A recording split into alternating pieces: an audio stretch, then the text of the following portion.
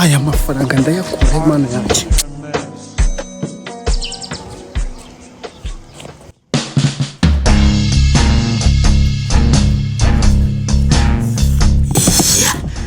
Okay. Nitaga Primus. Nirende sava. Ndikesha. Sawa.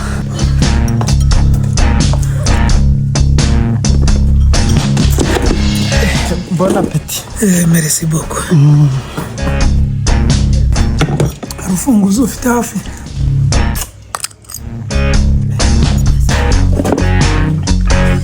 Papa sava. Nayo mfite akabazo. Nari nkuyambaje. Akabazo? Kameze gate? Urebye mfite ibibazo ariko byakemurwa n'ibihumbi 20. Umfashije ukayamana kuri nazakwirahira pe. Ibihumbi 20. Shase mubeshye sha. Kuri umuntu wanje napfa kukubeshya. Nta kintu ndiho nta mafaranga afite kabisa. Umva de. Wamuzaniye kakana ajya kunda kunywa kare mitsingi. Harya mitsingi? Mitsindagira urukundo sha.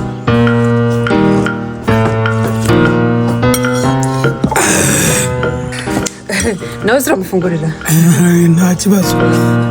Hanyuma bayironke yashize n'ubugari. Yego byashize. Byashize?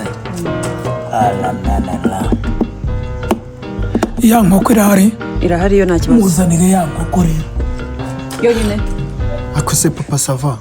Mugujije ibihumbi 20 urabibura none uguza uruntu ugura n'inkoko urumva ibyo bintu byose bidahura n'ibihumbi 60. Ngiye nakwatsa amafaranga ibihumbi 20 byonyine. Wari ibyo urya se cyangwa ukabireka?